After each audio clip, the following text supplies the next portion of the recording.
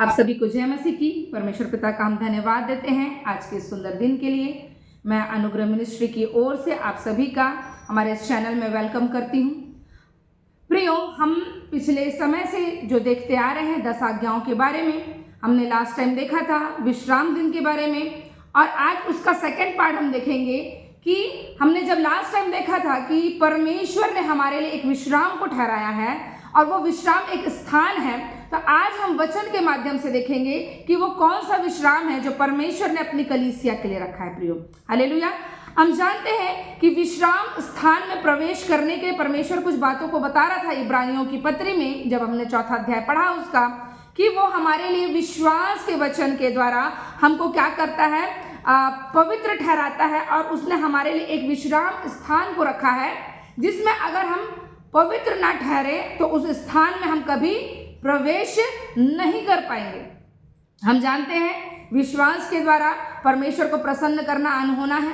अगर हम विश्वास में नहीं हैं, उसके वचन पर नहीं चल रहे हैं, तो वो विश्राम मेरे प्रियो हमारे लिए नहीं है। फिर परमेश्वर अपने लोगों के लिए एक विश्राम को रखा है। जैसे हम जानते हैं, हमने बीते समय में देखा कि जो सप्त अर्थात रेस्ट, विश्राम, परमेश्वर ने सृष्टि के कार्य से अपने पूरे कार्य को कंप्लीट करके उसने क्या किया, विश्राम किया। हालेलुया। और हमारे लिए भी उसने एक विश्राम को ठहराया है। हम देखेंगे वचन से, इब्रानियों की पत्री निकालेंगे इसके लिए। इब्रानियों की पत्री उसका 4था अध्याय, जहां पर हमने देखा था कि कलीसिया के लिए कौन सा विश्राम है, उसका 9वां पद पढ़ेंगे। इब्रानियों 4था अध्याय पद 9, वहां पर इस प्रकार से लिखा है, अतः जान लो कि परमेश्वर के लोगों के लिए सब्त का विश्राम बाकी है। बाइबल बता रही है कि परमेश्वर के लोगों के लिए सब्त अर्थात रेस्ट, वो वाला विश्राम अभी क्या है, बाकी है। लोग सब्त का दिन मान लेते हैं कि परमेश्वर ने एक आज्ञा दी थी निर्गमन 20 अध्याय में कि जिस दिन मैंने विश्राम किया उसको तुम पवित्र मानना और उस दिन कोई काम मत करना, और अगर कोई कार्य करते पकड़ा गया उसको क्या कर देना, पथरवाह कर देना। लेकिन हमने देखा कि यीशु मसीह के चेले किस रीति से जब बाली तोड़ के खा रहे थे, तो परमेश्वर ने दाऊद के वचन से लेकर एग्जाम्पल दिया उनको कि याजक जो रोटी खाता था, जो परमेश्वर की वेदी पर चढ़ाई जाती थी, वो तो सिर्फ याजक खा सकता था, तो कैसे दाऊद और उसके लोग खाए उसको, कैसे, क्यों वो नियम नहीं टूटा। वहां पर नियम मनुष्य बनाता है, परमेश्वर नियम नहीं ठहराता। परमेश्वर जो भी आपके लिए करता है वो लाभ के लिए। हमने पढ़ा था कि परमेश्वर यशाया में जब हमने पढ़ा कि वो हमको शिक्षा देता है तो वो हमारे लाभ के लिए देता है। उसने अगर आज्ञा बनाया है तो हमारे लाभ के लिए। हम आगे पूरे वचनों को देखेंगे। बाइबल बताती है कि परमेश्वर के लोगों के लिए सब्त का विश्राम क्या है, बाकी है। तो हमको जानना जरूरी है कि ये कौन सा वाला सब्त का दिन है, ये कौन सा वाला रेस्ट है जो क्या है, परमेश्वर के लोगों के लिए। लिखा है वहां पर साफ साफ, हम परमेश्वर के लोग हैं। बाइबल बताती है, यूहन्ना जब 1 अध्याय पढ़ते हो उसका 12, कि जितनों ने उसे ग्रहण किया वो परमेश्वर की संतान हो चुके हैं। जब हम उसके लोग हैं तो आप ये सोचिए कि जो वचन मेरे लिए लिखा गया है उस पर मुझे चलना है, उसको मुझे पूरा करना है। हालेलुया। कोई भी वचन आप कोड करेंगे कि पुराने नियम में तो ऐसा था, तो हम शनिवार को ही शब्द मान लेते हैं, कुछ काम नहीं करते, उसी दिन उपवास रख लेते हैं। भाई परमेश्वर ने रेस्ट किया, प्रभु यीशु मसीह भी अपने कार्य को पूरा करके रेस्ट में है। आपका काम हो चुका है क्या, हमारा काम हो चुका है कि हम उस विश्राम में प्रवेश कर जाए, उस रेस्ट में प्रवेश कर जाए। क्योंकि बाइबल बताती है कि परमेश्वर सब्त का जो दिन ठहराया उसने, विश्राम अर्थात रेस्ट से जो संबंधित था, वह अपने काम को पूरा करके जो आराम किए, और सृष्टि की जो रचना एक उद्देश्य के थ्रू परमेश्वर ने की थी। एक उद्देश्य था सृष्टि को बनाने के पीछे, और वो उद्देश्य अभी चल रहा है। सृष्टि बनी हुई है ना, अभी नया आकाश नई पृथ्वी हमारे लिए नहीं आई है, तो वो जो नियम है वो क्या होता रहेगा, चलते रहेगा, जब तक के हमारा काम भी पूरा ना हो जाए। परमेश्वर ने अपने मकसद को पूरा किया, उसने सृष्टि को बनाए, उसने विश्राम किया। यीशु मसीह को जो कार्य मिला था उसने कहा पूरा हुआ, परमेश्वर के पुत्र ने रेस्ट किया। अब हमारा विश्राम, प्रियो, मनुष्य और परमेश्वर का विश्राम दोनों अलग अलग चीज है। हमारा मकसद क्या है? परमेश्वर ने मेरे लिए क्या ठहराया है, क्या हम जानते हैं? परमेश्वर का क्या मकसद है? परमेश्वर ने मेरे लिए क्या ठहराया है, क्या मैं जानती हूं? नहीं। अगर नहीं जानती तो आप ये सोचिए कि आप अगर उस विश्राम दिन को भी मना रहे हैं, वो कोई मतलब का नहीं है। क्यों? क्योंकि कुछ बातें हमारे जीवन में वचन के आधार पर, हमने कहा हम संसार में तो रहते हैं परंतु संसार के हैं नहीं, तो संसार की रीति विधि और नियम के अनुसार से हम नहीं चल सकते। जो हमारा काम है, जो परमेश्वर ने हमको उत्पत्ति के समय से जब सृजा, तो परमेश्वर ने हमारे लिए कुछ कामों को ठहराया, बाइबल बताती है। उस काम को हमको हमेशा याद रखना है कि मुझे किसी भले काम के लिए परमेश्वर ने सृजा है, और जब मैं उसको कंप्लीट कर लूंगी या कर लूंगा, तब मैं उस विश्राम में क्या कर पाऊंगा या कर पाऊंगी, प्रवेश कर पाऊंगी। हालेलुया। वचन देखेंगे यशायाह की पुस्तक, उसका 66 अध्याय, यशायाह की पुस्तक 66 अध्याय पद 22 और 23, उसमें इस प्रकार से लिखा है 22 और 23 पद में, क्योंकि जिस प्रकार नया आकाश और नई पृथ्वी जो मैं बनाने पर हूं मेरे सन्मुख बनी रहेगी, उसी प्रकार तुम्हारा वंश और तुम्हारा नाम भी बना रहेगा। यहोवा की यही वाणी है। फिर ऐसा होगा कि एक नए चांद से दूसरे नए चांद के दिन तक और एक विश्राम दिन से दूसरे विश्राम दिन तक समस्त प्राणी मेरे सामने दंडवत करने को आया करेंगे। यहोवा का यही वचन है। नए आकाश, मैंने अभी आपको बताया, हमारा भी आकाश और पृथ्वी बनी हुई है, तब तक हमारे लिए सारे नियम काम करेंगे, लेकिन क्या वो नियम इस वचन के आधार पे है? क्यों? क्योंकि प्रियो, हम पुराने नियम में नहीं है। अब जो हमारा समय है वो अनुग्रह का समय है। अब जो समय है वो कलीसिया का समय है। कलीसिया के लिए कौन सा दिन ठहराया गया, उसको हमको जानना बहुत जरूरी है। और बता रहा है बाइबल, परमेश्वर का वचन कह रहा है, जिसमें यशायाह भविष्यवक्ता लिख रहा है परमेश्वर के वचन को, कि एक नए चांद से दूसरे नए चांद के दिन तक और एक विश्राम दिन से दूसरे विश्राम दिन तक समस्त प्राणी मेरे सामने क्या करेंगे, दंडवत करने के लिए आएंगे।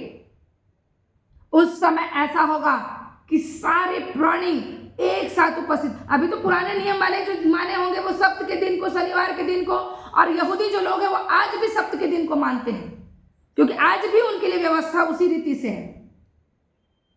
लेकिन बाइबल बताती है कि अगर आप व्यवस्था की एक चीजों को भी पालन कर रहे हैं तो उसको उसी रीति से पालन करना पड़ेगा। आप व्यवस्था को तोड़ नहीं सकते।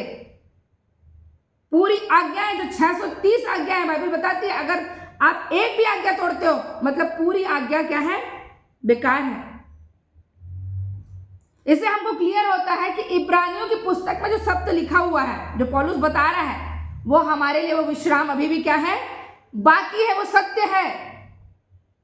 एक सप्त था परमेश्वर का और एक सप्त अभी क्या है, हमारा जो विश्राम वो बचा हुआ है, क्योंकि हमारा विश्राम बाकी है मेरे प्रियो। वो कौन सा दिन स्मरण करना है हमको, कौन सा दिन? अच्छा, बहन बोल रही हैं, प्रभु की दासी बोल रही है सप्त नहीं मनाना है, ऐसा लग रहा होगा आप लोगों को। लेकिन तो फिर हम कौन सा दिन स्मरण करें? कलीसिया के लिए कौन सा दिन ठहराया गया है? मत्ती रचित सुसमाचार, मत्ती की पुस्तक निकालेंगे 28 अध्याय, सबसे अंतिम अध्याय, बहुत महत्वपूर्ण अध्याय, उसके पद 1 को पढ़ेंगे हम। वहां पर लिखा है, सप्त के दिन के बाद सप्ताह के पहले दिन पांव फटते ही मरियम मगदलिनी और दूसरी मरियम कब्र को देखने आई। सप्त के बाद का जो दिन, सप्ताह का पहला दिन, मरियम मगदलिनी कहाँ गई? प्रभु यीशु मसीह के कब्र में, उस सुगंधित द्रव्य को, सुगंधित लेप को लेकर कि हम क्या करेंगे अपने प्रभु की बॉडी को, क्योंकि दूसरा दिन क्या हो गया था, सप्त पड़ गया था, उस दिन वो काम नहीं हो पाया, तो वो गए कब? सप्ताह के प्रथम दिन। और क्या करेंगे कि हम प्रभु की बॉडी पर उस लेप को लगाएंगे कि उनकी बॉडी सड़े ना, क्योंकि यहूदियों में 40 दिन का नियम रहता था। और जब उस चीज के लिए गई, उन्होंने क्या देखा वहां पर? हम सब इन बातों को जानते हैं। यीशु की कब्र क्या थी? खाली थी। हालेलुया। प्रभु यीशु मसीह क्या हो चुके थे? जी उठे थे। उनका पुनरुत्थान क्या हो चुका? उन्होंने रेजरेक्शन को क्या कर लिया था? पहन लिया था अपने जीवन में। वो मृत्यु से पार होकर कहां प्रवेश कर चुके थे? जीवन में प्रवेश कर चुके थे। उन्होंने मृत्यु को हरा दिया था। वो कौन सा दिन था? सप्ताह का पहला दिन। और जब हम इसी मत्ती के 5वें अध्याय को पढ़ते हैं, 5वें अध्याय के पद 17 से 19 में, जब वहां पर आप देखेंगे कि व्यवस्था की शिक्षा कहां दी जाती थी?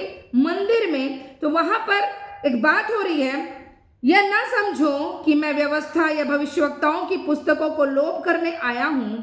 लोप करने नहीं, परंतु पूरा करने आया हूं। ये प्रभु यीशु मसीह के शब्द हैं मेरे प्रियो। यीशु मसीह ने कहा कि जो मैं आया हूं वो व्यवस्था को क्या करने आया हूं? पूरा करने आया हूं, खत्म करने नहीं आया हूं, लोप करने या मिटाने नहीं आया हूं। आगे पढ़ेंगे, लिखा है, क्योंकि मैं तुमसे सच कहता हूं कि जब तक आकाश और पृथ्वी टल ना जाए तब तक व्यवस्था से एक मात्रा या एक बिंदु भी बिना पूरा हुए नहीं टलेगा।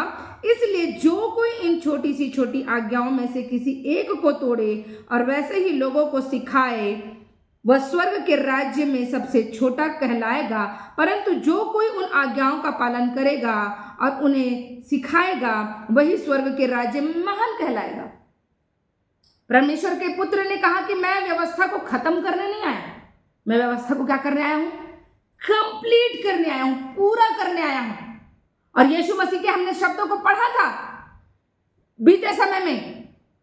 उसने क्या कहा कि जो यहां पर है, जो मैं यहां उपस्थित हूं, वो शब्द से भी ऊपर का हूं, मैं शब्द का भी क्या हूं? प्रभु हूं। प्रभु यीशु मसीह ने कहा शब्द का दिन जो बनाया गया, बाइबल बताती है, जब आप पढ़ेंगे मरकुस रचित सुसमाचार उसका 2 अध्याय, मरकुस रचित सुसमाचार उसका 2 अध्याय उसका 27 और 28, जब यही बातों को आप वहां पर देखोगे, है ना, कि वही खेतों से होकर जा रहे थे, फरीसियों ने देखा उसके चेलों को कि वो बाले तोड़कर खा रहे हैं। और वहां पर जब हमने मत्ती में पढ़ा तो वो हमको नहीं मिला था शब्द, लेकिन मरकुस में लिखा हुआ है। जब आप पढ़ेंगे उसका मरकुस 2 का 27 और 28 वहां लिखा है, तब उसने उनसे कहा सब्त का दिन मनुष्य के लिए बनाया गया है। ठीक है, सब्त का दिन किसके लिए बनाया गया? मनुष्य के लिए बनाया गया, ना कि मनुष्य सब्त के दिन के लिए। मनुष्य को जो परमेश्वर ने बनाया है वो सब्त के दिन के लिए नहीं बनाया है, लेकिन सब्त के दिन को मनुष्य के लिए बनाया है। हमको परमेश्वर ने इसलिए नहीं सृजा कि तुम शब्द का पालन करना, तुमको जो मैंने बोल दिया उसी चीज को करना, लेकिन दिन को बनाया। हाँ, एक विश्राम दिन क्या होना चाहिए? आपको स्मरण होना चाहिए। उस दिन आप परमेश्वर की आराधना करो, विश्राम करो, उस जीवित परमेश्वर, उस महान परमेश्वर को क्या करो? धन्य कहो। और आगे लिखा 28 में, इसलिए मनुष्य का पुत्र सप्त के दिन का भी स्वामी है। हालेलुया। सप्त के दिन का भी वो क्या है? अधिकारी है। वो उस दिन पर भी क्या रखता है? अधिकार रखता है मेरे प्रियो। उस समय क्या करते थे जो लोग थे पुराने, है ना, यहूदी जो लोग थे, सदुकी और फरीसी लोग थे, वो पूरी आज्ञाओं को, नियमों को ले लेकर क्या करते थे? दोष लगाना चाहते थे। लेकिन परमेश्वर का पुत्र जब प्रकट हुआ, उसने कहा मैं व्यवस्था को पूरा करने आया हूं। सत्य क्या है उस चीज को जानो। सत्य का दिन मनुष्य के लिए बनाया गया, ना कि मनुष्य उस दिन के लिए बनाया गया है। लोग क्या करते हैं? अरे नहीं नहीं नहीं नहीं, इस दिन को हमको ऐसा करना, नहीं नहीं नहीं नहीं।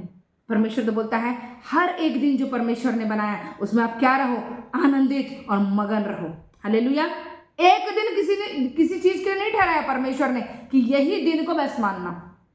उसने हर एक दिन को जो उसने ठहराया है वो शुद्ध, पवित्र और आशीषित ठहराया है। गलातियों की पुस्तक देखेंगे, गलातियों की पुस्तक 3 अध्याय, गलातियों की पुस्तक 3 अध्याय पद 10 से 14 मैं आप लोगों के सामने पढ़ूंगी।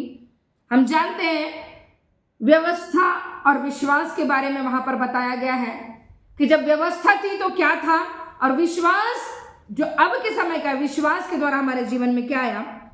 बाइबल बताती है इसलिए जितने लोग व्यवस्था के कामों पर भरोसा रखते हैं वे सब पाप के अधीन हैं, क्योंकि लिखा है जो कोई व्यवस्था की पुस्तक में लिखी हुई सब बातों के करने में स्थिर नहीं रहता वो शापित है। मैंने आपसे कहा था अगर आप एक भी आज्ञा को तोड़ते हैं व्यवस्था की, आप क्या हैं, शापित है। आप कोई भी आज्ञा को, अगर 613 आज्ञाओं में से आप 612 आज्ञा पूरा कर रहे हैं बट एक आज्ञा नहीं कर रहे हैं, झूठ बोल रहे हैं आप टोटल 613 आज्ञा नहीं मान रहे हैं। ये परमेश्वर का नियम था। अब बाइबल बता रही है कि व्यवस्था जो थी वो क्या करती थी, आपको शाप के अधीन ले जाती थी, शापित ठहराती थी, दोषी ठहराती थी जो व्यवस्था थी। इसलिए प्रभु यीशु मसीह प्रकट हुए। पर यह बात प्रकट है कि व्यवस्था के द्वारा परमेश्वर के यहाँ कोई धर्मी नहीं ठहरता, क्योंकि धर्मी जन विश्वास से जीवित रहेगा। बाइबल बताती है अगर व्यवस्था को देखें तो कोई धर्मी नहीं है आज के समय में, लेकिन हम किस लिए धर्मी ठहराए गए, क्योंकि हमने यीशु पर विश्वास किया। हालेलुया। विश्वास और व्यवस्था बहुत जमीन आसमान का फर्क। व्यवस्था आपको पापी और श्रापित ठहराती है, और आप विश्वास जब कर लेते हो वही श्राप वही पाप विश्वास के द्वारा प्रभु यीशु मसीह में, जैसे यीशु मसीह मारा गया, गाड़ा गया, तीसरे दिन जी उठा, आपका जीवन भी एक नई सृष्टि के रूप में हो जाता है। आगे लिखा है पर व्यवस्था का विश्वास से कोई संबंध नहीं, क्योंकि जो उनको मानेगा वो उसके कारण जीवित रहेगा। मसीह ने जो हमारे लिए शापित बना हमें मोल लेकर व्यवस्था के शाप से छुड़ाया, क्योंकि लिखा है जो कोई काट पर लटकाया जाता वो शापित है। यीशु मसीह ने उस श्राप को, उस व्यवस्था के श्राप को अपने ऊपर लेकर उस क्रूस पर क्या कर दिया, सब चीज पूरा कर दिया, और हमको क्या ठहरा दिया, विश्वास के द्वारा धर्मी ठहरा दिया। तो अब क्या हम उस व्यवस्था की आज्ञाओं को माने? अब मुझे कौन सा दिन मानना है? आगे लिखा है यह इसलिए हुआ कि अब्राहम की आशीष मसीह यीशु में अन्य जाति तक पहुंच सके। हालेलुया। हम तक पहुंच सके। अब्राहम की आशीष, परमेश्वर के निज लोगों की आशीष प्रभु यीशु मसीह के द्वारा अन्य जाति तक पहुंच सके, इसलिए विश्वास ठहराया गया, व्यवस्था को पूरा किया प्रभु यीशु मसीह ने। हालेलुया। ध्यान से समझेंगे, परमेश्वर आपको बुद्धि ज्ञान और समझ की आत्मा से भरे कि आप इन चीजों को समझ सकें। जो उसने प्रतिज्ञा की थी सारी चीजों को प्रभु यीशु मसीह के द्वारा, उस व्यवस्था के द्वारा पूरा कर दिया गया। कुलूसियों की पुस्तक 2 अध्याय, कुलूसियों की पुस्तक 2 अध्याय पद 16 और 17 में इस प्रकार से लिखा है इसलिए खाने पीने या पर्व या नए चांद या सप्त के विषय में तुम्हारा कोई फैसला ना करे, क्योंकि ये सब आने वाली बातों की छाया है, पर मूल वस्तु मसीह है। मूल वस्तु क्या बता रहा है परमेश्वर? मसीह, यीशु मसीह मूल वही है। ये नए चांद, सप्त का दिन मानना, ये सारी चीजें एक छाया है, एक परछाई है। हम जानते हैं जिस प्रकार मूसा का तंबू था, मूसा ने मंदिर बनाया, मूसा ने तंबू बनाया, उसको मंदिर का फॉर्म दिया गया सुलेमान के समय में, लेकिन चीज क्या है? मूल वस्तु मसीह, यीशु मसीह ही मंदिर है मेरे प्रियो। अब जब प्रकाशित वाक्य पढ़ेंगे वहां पर सारी बातें पूरा क्लियर किया गया है। आप कोई भी दिन ठहराते हैं, बाइबल बताती है दिन के लिए आप नहीं बनाए गए, आपके लिए दिन को ठहराया गया है। आप किसके लिए बनाए गए हैं? परमेश्वर के लिए, उसकी महिमा के लिए। आने वाली वस्तु की छाया है, लेकिन मूल वस्तु क्या है? मसीह। पूरी बाइबल का आधार बिंदु प्रभु यीशु मसीह है। तो आप किस चीज को फॉलो करोगे? जो यहूदी सप्त का समय था, आपको यह पता होना चाहिए क्रूस के समय वो सप्त, वो विश्राम, जब प्रभु यीशु मसीह ने कहा पूरा हुआ, वो खत्म हो गया। व्यवस्था को उसने क्या कर दिया? हमारे लिए पूरा कर दिया। अब आप क्या करेंगे? जब इसी का पद आप 14 पढ़ते हैं, कुलूसियों इसका 2:14, वहां पर लिखा है और विधियों का वो लेख जो हमारे नाम पर और हमारे विरोध में था मिटा डाला और उसे क्रूस पर कीलों से जड़कर सामने से हटा दिया। आपके लिए उस विधि उस लेख को जो आपके लिए लिखा गया था, आपके लिए आज्ञाओं को ठहराया गया था कि नहीं नहीं ऐसा ऐसा करना, नहीं तुमको ऐसा नहीं करना है, ऐसा करना है, नहीं तो तुमको दंड मिलेगा, प्राण दंड, उसको यीशु मसीह ने क्या कर दिया, हमारे सामने से कंप्लीट करके हटा दिया। अब क्या करना है हमको? क्या आज भी सप्त को, विश्राम को देखना है? परमेश्वर के विश्राम को तो हमने देख लिया, यीशु मसीह के विश्राम को देख लिया, हमारा और आपका विश्राम क्या है? हम कैसे उस विश्राम स्थान में प्रवेश करेंगे? यीशु मसीह सप्त के दिन का भी स्वामी है, बाइबल बताती है, हमने पढ़ा अभी मरकुस में। और जब हम अपने कामों को, अर्थात परमेश्वर ने जो हमको कार्य सौंपा है, अब जानते हैं हमारा मेन काम क्या है? आत्माओं को बचाने का। जिस पृथ्वी में जब तक के हैं तब तक के आपको परमेश्वर के कार्यों को, मसीह की मृत्यु को क्या करना है? प्रकट करना है कि यीशु मसीह हर एक मानव जाति के लिए क्या हो चुका है? मर के फिर से जीवित हो चुका है। उसने मूल्य क्या कर दिया है? चुका दिया है। और आप अपने काम को करते जाएंगे, तब वो विश्राम में हम क्या करेंगे? प्रवेश करने पाएंगे। और जब हम प्रेरितों के काम की पुस्तक पढ़ते हैं मेरे प्रियो, और जब पौलुस अन्य जातियों की ओर फिरा, बाइबल बताती है जब अध्याय, आप पौलुस की पुस्तक अध्याय 18 पढ़ेंगे, और पौलुस की पुस्तक जब प्रेरितों के काम आप पढ़ेंगे 18 अध्याय पद 6 में लिखा है, वहां पर हम पढ़ेंगे,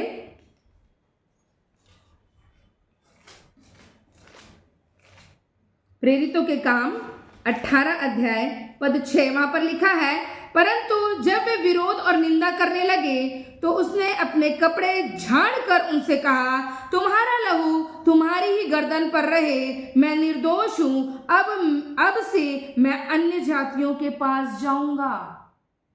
आपको मालूम है पौलुस सप्त के दिन आराधनालय में उपदेश देता था, किसके बारे में? प्रभु यीशु मसीह के बारे में।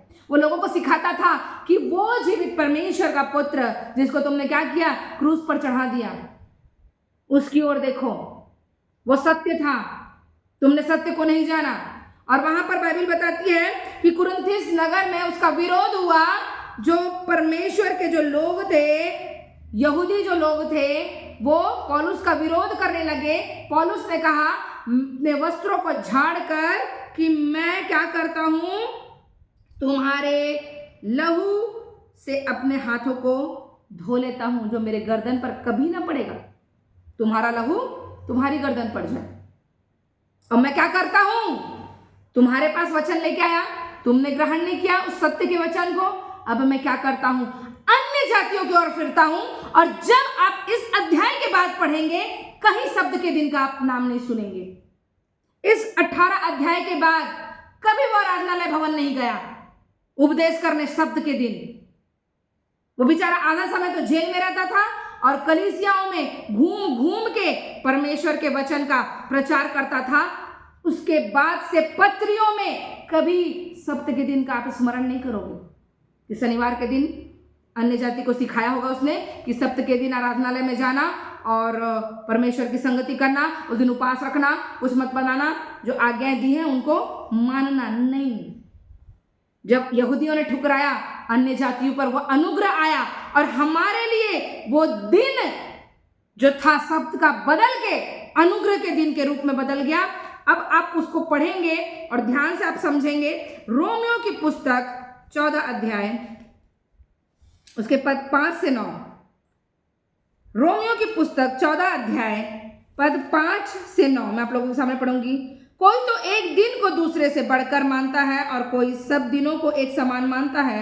हर एक अपने ही मन में निश्चय कर ले, जो किसी दिन को मानता है वह प्रभु के लिए मानता, जो खाता है वह प्रभु के लिए खाता है, क्योंकि वह परमेश्वर का धन्यवाद करता है, और जो नहीं खाता वह प्रभु के लिए नहीं खाता और परमेश्वर का धन्यवाद करता है। क्योंकि हम में से न तो कोई अपने लिए जीता और न कोई अपने लिए मरता। यदि हम जीवित हैं तो प्रभु के लिए जीवित हैं, और यदि मरते हैं तो प्रभु के लिए मरते हैं। अतः हम जिए या मरे हम प्रभु ही के हैं, क्योंकि मसीह इसीलिए मरा और जी भी उठा कि वह मरे हुओं और जीव तो दोनों का प्रभु हो। हालेलुया।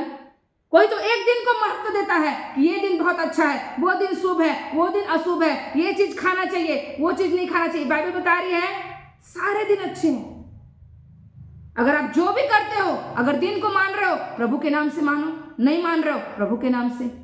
अगर जो खा रहे हो प्रभु के नाम से, नहीं खा रहे वो भी प्रभु के नाम, जो करो प्रभु के नाम से करो। क्योंकि वो भी क्या किया, हमारे लिए कुछ तकलीफों को सहा, उसने व्यवस्था को पूरा किया और मुर्दों में से जी उठा, ताकि वो हमारा मतलब मरे जो लोग हैं प्रभु में उनका भी प्रभु हो, और जो हम जीवित हैं वो हमारा भी प्रभु ठहरे। हालेलुया।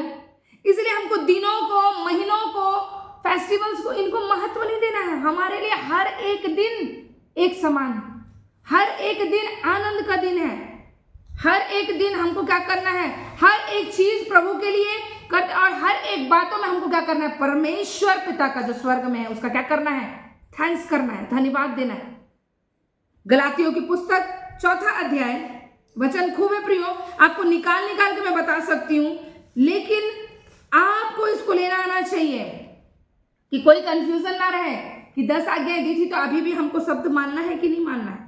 गलातियों की पुस्तक 4 अध्याय पद 8 से 11 में इस प्रकार से लिखा है, पहले तो तुम परमेश्वर को न जानकर उसके दास थे, जो स्वभाव से परमेश्वर नहीं, पर अब जो तुमने परमेश्वर को पहचान लिया, वरन परमेश्वर ने तुमको पहचाना, तो उन निर्बल और निकम्मी आदि शिक्षा की बातों की ओर क्यों फिरते हो, जिनके तुम दोबारा दास होना चाहते हो। सो जो आदि शिक्षा, पुरानी बातें, लोग पुरानी बातों को खोदते, पुरानी बातों, अरे सप्त का दिन, अरे यहोवा परमेश्वर, अरे माता यरूशलेम, अरे क्यों उस चीजों को पीछे जा रहे हो, आगे देखो परमेश्वर ने क्या रखा है। बाइबल में बताती है वो तुम्हारे पापों को लेकर अगर पीठ के पीछे फेंक देता तो देखता नहीं परमेश्वर कि तुमने क्या पाप किया था दोबारा, लेकिन आप याद दिलाते हो कि हाँ मैंने ये पाप किया था।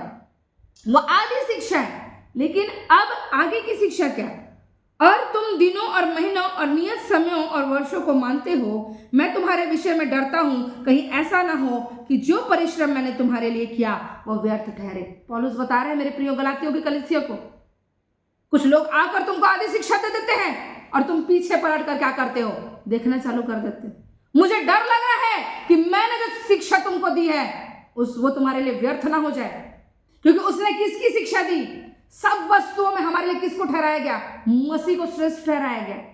हमको मसीह की ही शिक्षा को देखकर चलना है। मसीह का दिन कौन सा है हम जानते हैं, सप्ताह का प्रथम दिन। कौन सा दिन है वो, रविवार का दिन मेरे प्रियो। हालेलुया। कुरिन्थियों की कलीसिया में भी इस शिक्षा को दिया गया है। पहला कुरिन्थियों उसका 16 अध्याय पद 2 में देखेंगे, हम लिखा है, पहला कुरिन्थी 16 अध्याय पद 2 में वहां पर लिखा है, सप्ताह के पहले दिन तुम में से हर एक अपनी आमदनी के अनुसार कुछ अपने पास रख छोड़ा करे, कि मेरे आने पर चंदा न करना पड़े। कौन सा दिन बोल रहा है पौलुस, सप्ताह के दिन रखना। मैंने आपको बताया था प्रेरितों के काम के बाद अब कभी नहीं पढ़ोगे सप्ताह के दिन को। सप्ताह के पहले दिन जब मैं तुम्हारे पास आऊं, कौन से दिन, प्रभु यीशु मसीह के पुनरुत्थान के दिन में जब मैं तुम्हारे पास आऊं, तुम चंदा कलेक्ट करके रखना, अपनी ऑफरिंग को क्या करना, कलेक्ट करके रखना। कौन से दिन चंदा दे रहे हैं, सप्ताह के प्रथम दिन। परमेश्वर ने अपने भेंटों को देने के लिए कौन सा दिन ठहराया था, सप्ताह का दिन।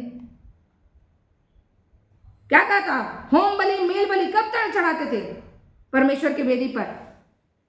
लेकिन यहां कौन सा दिन आपको ऑफरिंग देने के लिए बोल रहा है, सप्ताह के पहले दिन। तो हमारे लिए कौन सा दिन महत्वपूर्ण हुआ, हालेलुया। अपनी ऑफरिंग को चर्च में ले जाना है, उस मंदिर में मेरे को ले जाना है। कौन से दिन, सप्ताह के पहले दिन जब मैं तुम्हारे पास आऊं। तो एक सेवकाई सौंपी गई पौलुस को, और कौन से दिन उस चीज को बोला गया, सप्ताह के प्रथम दिन। जब इसी के दूसरा कुरिन्थी 9 के 12 में पढ़ोगे, अब वहां लिखा है, क्योंकि इस सेवा को पूरा करने से न केवल पवित्र लोगों की आवश्यकताएं पूरी होती है, परंतु लोगों की ओर से परमेश्वर का भी बहुत धन्यवाद होता है। जब ऑफरिंग कलेक्ट करता था, जब वो यरूशलेम मंदिर में उस ऑफरिंग को ले जाता था, बाइबल बता रही है ये सेवकाई जो उसको सौंपी गई थी, इसके लिए बोल रहा है कि ये सेवा का काम जब पूरा करते हो तुम, तो पवित्र लोगों की आवश्यकताओं को पूरा करते हो, इस सेवा में तुम मेरा सपोर्ट कर रहे हो, तो वो ब्लेसिंग आपको मिलेगी। क्योंकि उस समय कोई चर्च नहीं था, सब घरेलू कलीसिया लगती थी। अब ध्यान से पढ़ेंगे, कुरिन्थी क्या है?